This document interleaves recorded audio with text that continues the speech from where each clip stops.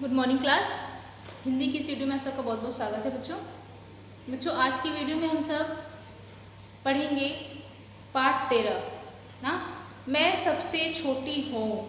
इस कविता को हम लोगों ने पढ़ लिया बच्चों, और हम लोग अपने वीडियो में इस कविता के अभ्यास प्रश्नों को हम लोग कर रहे हैं। तो हम लोगों ने अपनी पिछली वीडियो में पेज नंबर 59 पे जो हमारा प्रश्न है, प्रश्न दूसरा, वहाँ तक हम लोगों ने कर लिया था। दूसरा प्रश्न हमारा था, यह क्यों कहा गया है कि बड़ा बनाकर माँ बच्चों को छलती है। क्यों कहा गया था, हम लोगों ने इसका उत्तर कर लिया था। वो इसलिए कहा गया था कि जब बच्चे छोटे होते हैं तो माँ उनकी बहुत ज़्यादा देखभाल करती है, उनकी सारी ख्वाहिशें पूरी करती हैं, उन्हें परियों की कहानी सुनाती। लेकिन जैसे ही बच्चे बड़े होते हैं तो माँ अपने कामों में व्यस्त हो जाती हैं और बच्चे को उतना समय नहीं दे पाती जितना वो बचपन में दिया करती थी। तभी बच्चे को लगता है कि माँ उन्हें छल रही हैं ना, पहले जैसा प्यार स्नेह उन्हें मिलना बंद हो जाता है। तो इसीलिए बच्चे को लगता है कि माँ उन्हें छल रही हैं। बच्चों, आज हम लोग तीसरा प्रश्न है, उन क्रियाओं को गिनाओ जो इस कविता में माँ अपनी छोटी बच्ची या बच्चे के लिए करती है। उन क्रियाओं को, उन कामों को गिनाना है जो इस कविता में माँ अपनी छोटी बच्ची के लिए करती है। तो आइए इस प्रश्न को लिखते हैं। प्रश्न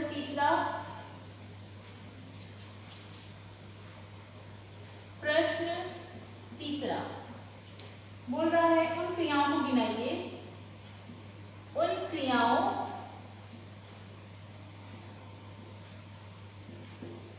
को गिनाओ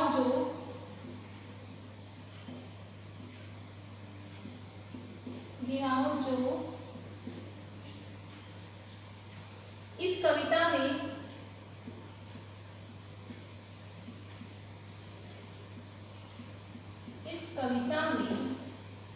माँ अपनी छोटी बच्ची या माँ अपनी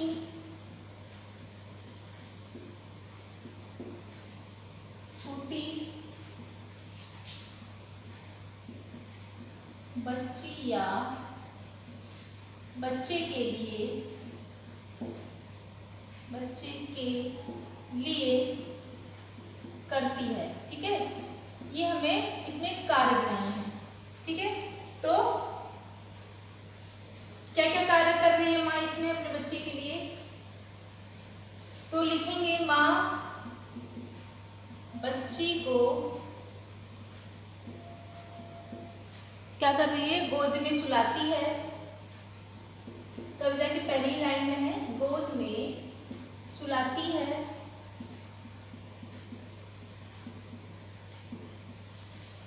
और अपने हाथों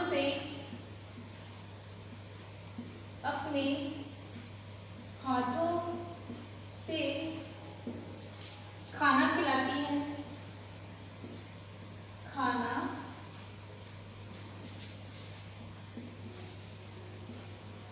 खिलाती है, नहलाती धुलाती और संवारती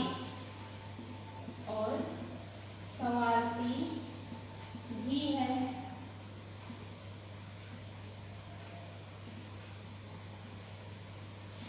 ठीक, और क्या करती है, परियों की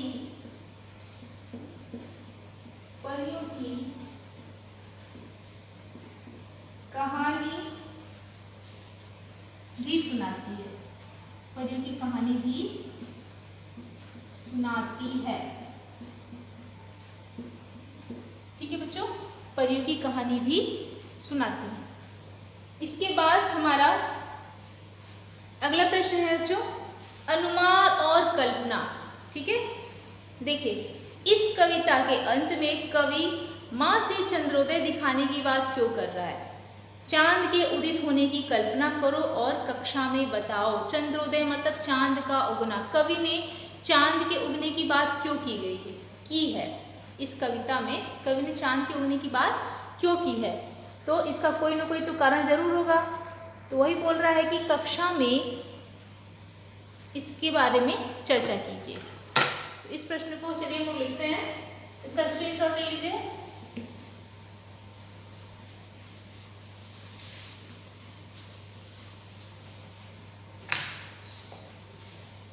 लिखेंगे अनुमान और कल्पना का प्रश्न।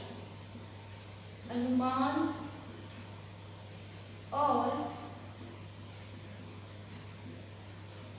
कल्पना, ठीक है। प्रश्न हमारा पहला है,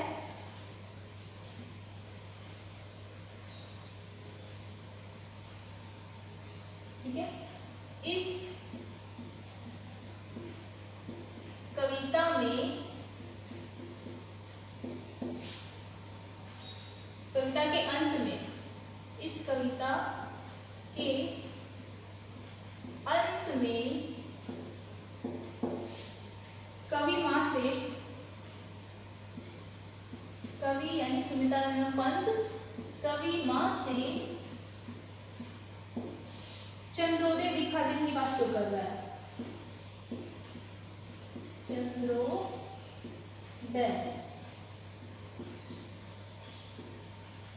दिखा देने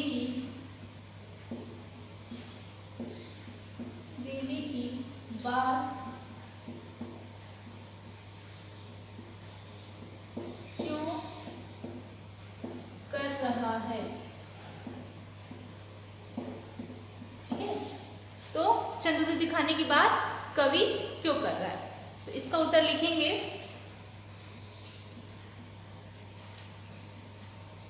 बच्चे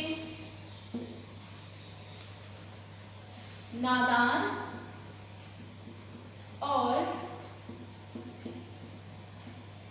मासूम होते हैं ना। बच्चे नादान और क्या होते हैं? मासूम होते हैं।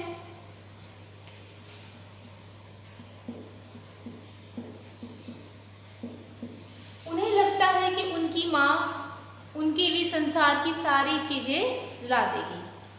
उन्हें क्या लगता है? उन्हें लगता है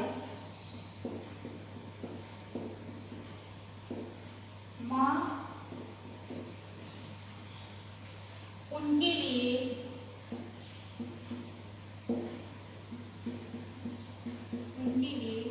संसार की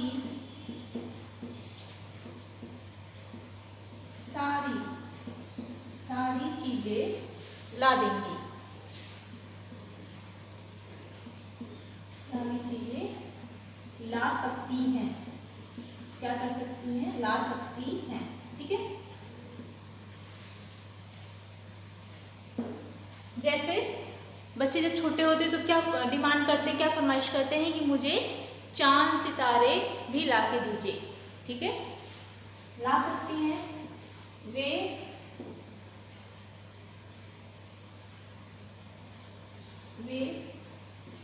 चांद और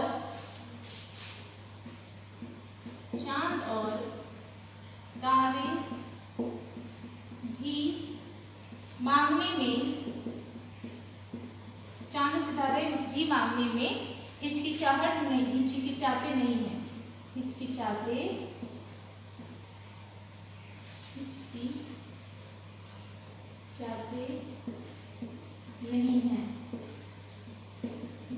नहीं है। और बचपन में बच्चे चांद को क्या कहते हैं? चंदा मामा भी कहते हैं। बचपन में बच्चे चांद को चंदा मामा भी कहते हैं। चांद को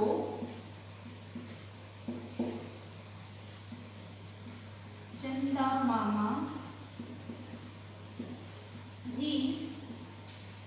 मामा भी कहते हैं। जिसका सीधा संबंध किससे होता है? माँ से, क्योंकि मामा किसे हम लोग कहते हैं? माँ के भाई को ही कहते हैं। ठीक, जिसका सीधा संबंध सीधा संबंध माँ से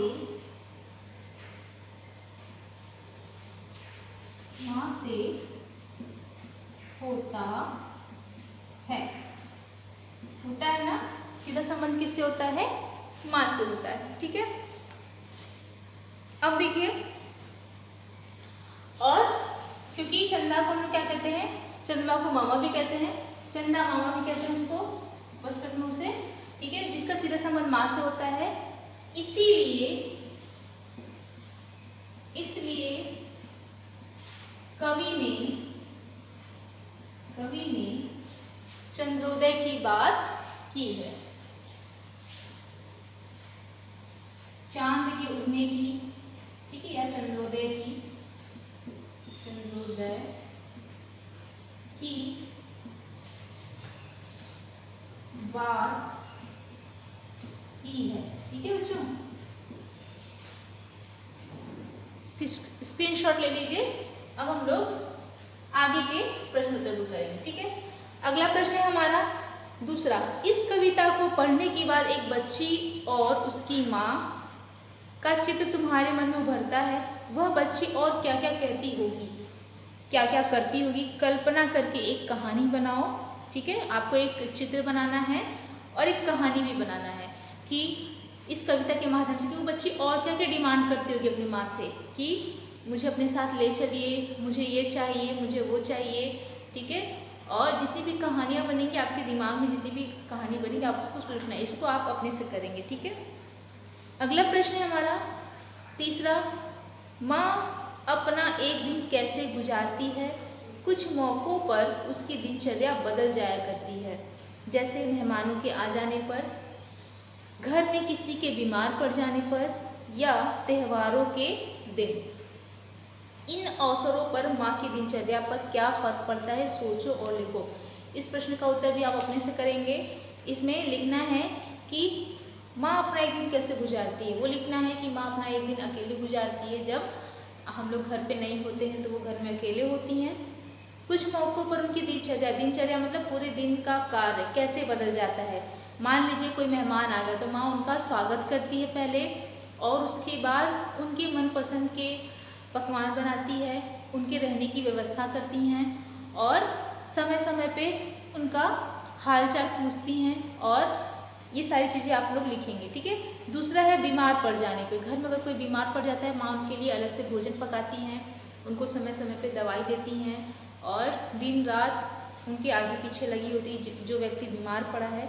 त्यौहार के दिन माँ क्या करती हैं, माँ बाज़ार जाती हैं और नए नए सामान लेके आती हैं, घर की साफ़ सफाई करती हैं और मीठे मीठे पकवान बनाती हैं, अलग से स्वादिष्ट पकवान बनाती हैं। तो ये सारी चीज़ें आपको अपने से लिखनी है। ठीक है बच्चों, इसके बाद आता है भाषा की बात, पेज नंबर 96। इसको चलिए करते हैं हम लोग।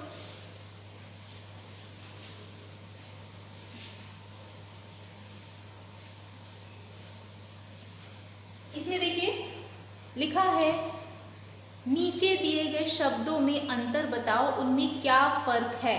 दो शब्द का जोड़ा दिया हुआ है, जैसे स्नेह और प्रेम। ठीक है, भाषा की बात में, भाषा की बात, ठीक है, लिखा है स्नेह और प्रेम। तो स्नेह किसके लिए होता है, जब बड़े छोटों के लिए जो प्रेम व्यक्त करते हैं वो हमारा स्नेह होता है। बड़ों छोटों के लिए बड़ों का स्नेह।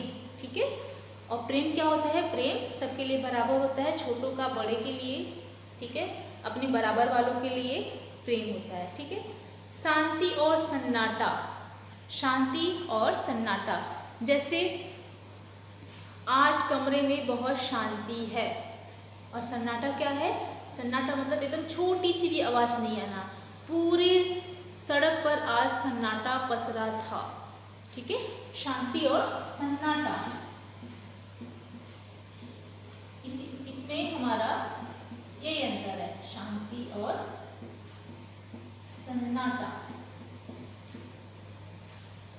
तीसरा है धूल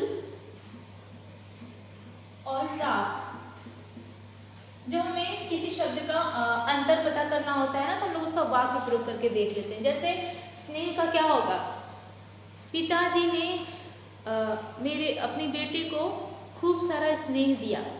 और प्रेम, राम और लक्ष्मण में अत्यधिक प्रेम था। ठीक है। शांति का, कमरे में आज बहुत शांति है। सन्नाटा में क्या बोलेंगे कि सड़क पे आज सन्नाटा पसरा था। धूल, धूल, मेरी मेज पे बहुत धूल जम गई है। ठीक है। राख, लकड़ी जल के बिल्कुल राख हो गई। ठीक है। बस हमको अंतर बताना है बच्चों, वाक्य प्रयोग नहीं करना है, लेकिन वाक्य प्रयोग हम लोग समझने के लिए कर रहे हैं, इसके अंतर बताने के लिए कर रहे हैं। ठीक है। अगला है ग्रह और गृह। तीसरा है ग्रह, चौथा ग्रह और गृह। ठीक है। तो ग्रह हमारा क्या होता है, नक्षत्र होता है। ग्रह हमारा नक्षत्र होता है, जो पृथ्वी भी हमारा क्या है, ग्रह है। ठीक है। बृहस्पति ग्रह, जितने भी हमारे ग्रह हैं उसको ग्रह बोलते हैं, नक्षत्र को। और गृह किसको बोलते हैं, घर को। घर के पर्यायवाची गृह भी तो है। ठीक है। और निधन और निर्धन, पांचवा निधन और निर्धन।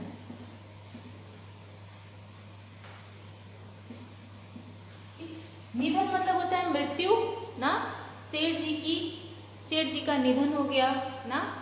और निर्धन, निर्धन मतलब आज वह व्यक्ति बहुत निर्धन है। निर्धन मतलब होता है गरीब। ठीक है। निर्धन मतलब क्या होता है, गरीब। छठा क्या है हमारा, समान और सामान। इस समान का अर्थ है कोई वस्तु ना, कोई वस्तु, मेरे पास बहुत ढेर सारा सामान है। और इस समान का मतलब होता है बराबर। हम लोग सामान है, दो लोग खड़े हैं तो हम लोग बोलेंगे हम लोग सामान है, मतलब हम लोग बराबर हैं। ठीक है। इसके बाद देखिए बच्चों, दूसरा प्रश्न है, कविता में दिन रात शब्द आया है, दिन रात का विलोम है। तुम ऐसे 4 शब्दों के जोड़े सोचकर लिखो जो विलोम शब्द से मिलकर बने हैं। जोड़े के अर्थ को समझने के लिए वाक्य बनाओ। जोड़ों का ही अर्थ निकालना है हमें। जैसे दिन रात, तो रात और दिन का अलग अलग वाक्य प्रयोग नहीं करना। जैसे वह दिन रात मेहनत करता है, दिन रात का एक ही अर्थ निकल रहा है, और ये दोनों क्या है, विलोम शब्द है और ये शब्दों का जोड़ा है, तो दोनों का एक ही अर्थ निकले ना, और उसका वाक्य प्रयोग करना है समझने के लिए। जैसे दिन रात लिखा हुआ है, कविता में आया है ना, दिन रात नहीं फिरती मेरे साथ, तो माँ वो बच्ची क्या बोल रही है, आप मेरे साथ दिन रात नहीं फिरती हैं। तो ऐसे हम लोग को 4 शब्दों का जोड़ा बनाना है और उसका वाक्य प्रयोग करना है। जैसे हम लोग लिख सकते हैं लाभ और हानि। ठीक है। लाभ हानि, तो इसका क्या वाक्य प्रयोग होगा, व्यापार में, वाक्य प्रयोग क्या होगा, व्यापार में, व्यापार, व्यापार में लाभ हानि होता रहता है। ठीक है। व्यापार में लाभ हानि होता रहता है। ठीक है। अच्छा बुरा, दूसरा क्या लिखेंगे, अच्छा बुरा। तो हमें अच्छा बुरा, अच्छा बुरा सोच कर काम करना चाहिए, सोच कर काम करना चाहिए। ठीक है बच्चों। ठीक है। इसके बाद है सुख दुख। सुख दुख, हमें सुख दुख में समान रहना चाहिए, सुख दुख में समान रहना चाहिए। ठीक है बच्चों। इसके बाद लिखेंगे आना जाना, आना और जाने, ये भी तो विलोम शब्द है, लेकिन इसका वाक्य प्रयोग क्या करेंगे, आजकल